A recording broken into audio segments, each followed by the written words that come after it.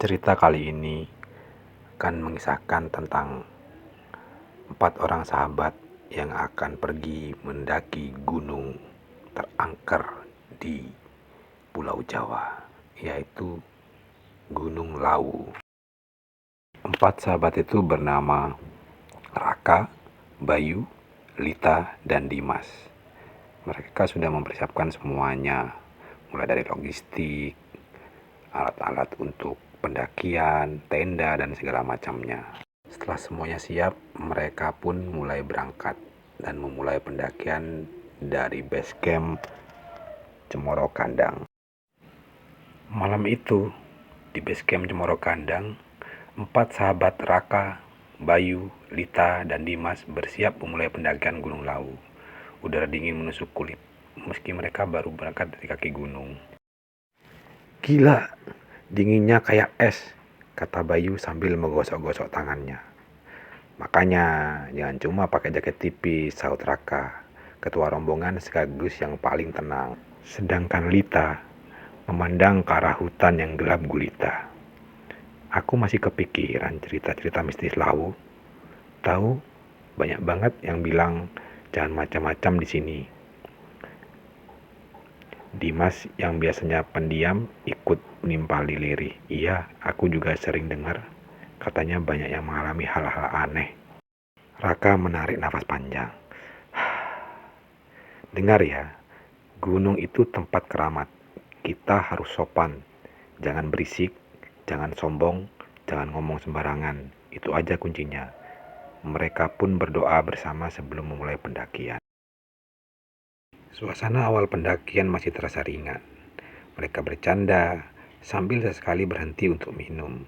Tapi makin jauh, jalur makin sunyi. Tiba-tiba Lita berhenti. Kalian dengar nggak?" Mereka pun diam. Dari kejauhan, samar terdengar suara gamelan Jawa. Detingannya halus, tapi jelas. Bayu tertawa kaku. "Haha, jangan bercanda, Lit. Mungkin ada orang hajatan di bawah sana."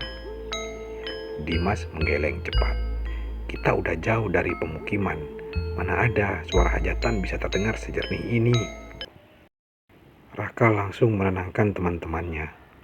"Sudah, jalan terus. Jangan dipikirin." Mereka pun melanjutkan pendakian. Namun, semakin lama, suara itu justru semakin jelas. Dan setiap mereka berhenti, suara itu juga ikut terhenti. Mereka melanjutkan perjalanan ke pos 2. Sambil melangkah cepat, Raka berkata, "Ayo lebih cepat lagi dan baca doa apapun yang kalian bisa. Sebentar lagi kita tiba di pos 2. Singkat cerita, mereka pun tiba di pos 2. Mereka istirahat sebentar, ya sambil minum, makan makanan ringan yang mereka bawa. Setelah cukup beristirahat, mereka memutuskan untuk melanjutkan perjalanan ke pos 3. Dari awal perjalanan pos 2 ke pos 3 itu baik-baik saja. Sampai mereka di persimpangan sebelum pos 3, tiba-tiba kabut turun sangat tebal. Senter mereka hanya mampu menembus beberapa meter. Tiba-tiba Lita menunjuk ke depan dengan wajah pucat. "Ra, itu apa?" Sontak semuanya langsung menengok ke arah jalur. Terlihat di tengah jalur berdiri sesosok perempuan berambut panjang, memakai kebaya lusuh, membelakangi mereka. Tubuhnya kaku. Bayu berbisik, "Mbak, pendaki juga?" Namun tidak ada jawaban dari sosok itu. Sosok itu tetap diam. Bayu melangkah mendekat. Tiba-tiba sosok itu menghilang begitu saja, seakan ditelan kabut. Sontak di situ Lita langsung berteriak, "Ya Allah!" dan langsung memegang lengan Raka. Dimas gemetar. Kita balik saja, Ra. Raka menahan nafas. Wajahnya pucat. Jangan, kita lanjutkan perjalanan dan jangan melihat ke belakang. Kita terus jalan. Cepat. Mereka pun melanjutkan perjalanan menuju pos 3. Setelah sampai di pos 3, mereka memutuskan untuk tidak beristirahat di sana. Lalu melanjutkan perjalanan ke pos 4. Dari pos 3 ke pos 4, perjalanannya lancar-lancar saja. Tidak ada gangguan-gangguan seperti sebelumnya. Sesampainya di pos 4, mereka memutuskan untuk membangun tenda di sana. Mereka mencari area datar untuk mendirikan tenda.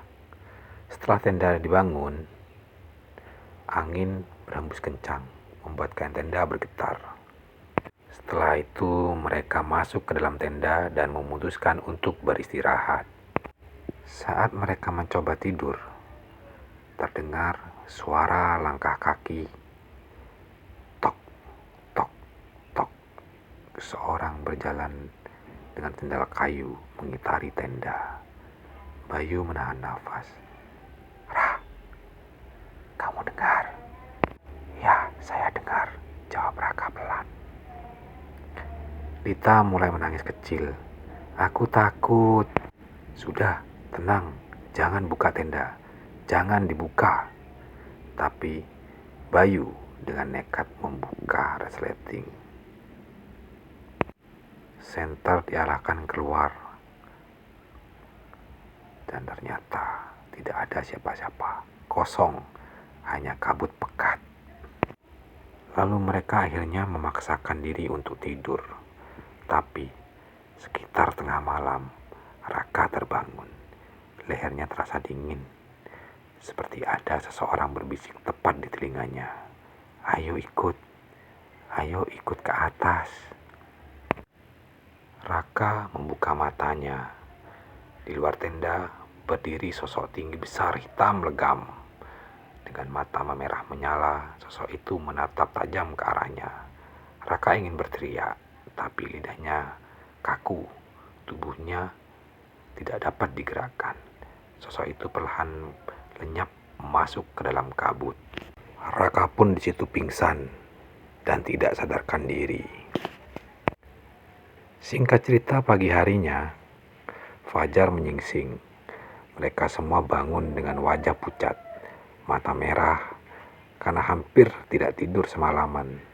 Lita keluar tenda dan tiba-tiba berteriak histeris.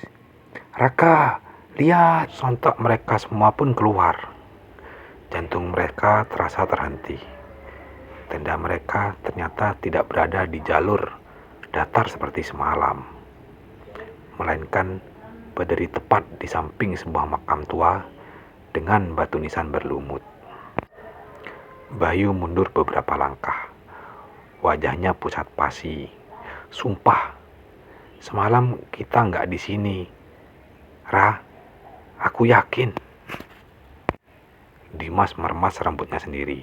Panik. Gimana bisa? Tenda kita pindah ke sini. Raka terdiam lama. Lalu berkata dengan suara bergetar. Kita harus turun sekarang. Jangan noleh ke belakang. Mereka langsung membereskan barang-barang dengan cepat dan langsung turun tanpa banyak bicara. Tak ada lagi yang berani menoleh ke belakang, apalagi membahas kejadian semalam. Sejak hari itu, keempatnya bersumpah tidak akan mendaki Gunung Lawu lagi. Mereka yakin cerita-cerita mistis Gunung Lawu bukan hanya sekadar mitos, tapi nyata. Gunung itu punya penjaga, dan tidak semua pendaki bisa diterima dengan baik. Mereka berjalan terburu-buru menuruni jalur. Matahari pagi yang biasanya memberi rasa hangat, kali ini justru tidak menenangkan. Kabut masih mengiringi langkah mereka, padahal hari sudah mulai terang. Bayu, yang berjalan paling belakang, tiba-tiba berkata lirih, Ra, kalian dengar nggak? Kayaknya ada orang yang memanggil nama aku. Raka menoleh cepat. Jangan dengerin, terus jalan. Namun Bayu berhenti. Nafasnya tersengal. Suara itu, suara ibuku, ucapnya dengan wajah bingung. Lita langsung memegang tangannya. Bukan, itu bukan ibumu, Bayu. Ayo cepat. Bayu menatap kabut di belakangnya. Samar-samar terdengar suara lembut. Bayu, pulanglah, ikut sini. Tiba-tiba tubuh Bayu menegang. Samar-samar dari kejauhan terdengar suara gamelan Jawa. Tiba-tiba tubuh Bayu menegang, lalu wajahnya kosong. Ia melepaskan genggaman tangan Lita dan melangkah mundur perlahan, masuk ke dalam kabut. Bayu, jangan! Teriak Dimas panik. Raka langsung menarik Lita dan Dimas. Jangan ikuti, itu bukan Bayu lagi. Cepat turun! Setelah berjalan beberapa waktu, akhirnya mereka pun tiba di base camp Cemoro Kandang. Setelah berlari ketakutan, mereka akhirnya sampai di base camp. Nafas terengah-engah, tubuh gemetar, wajah pucat.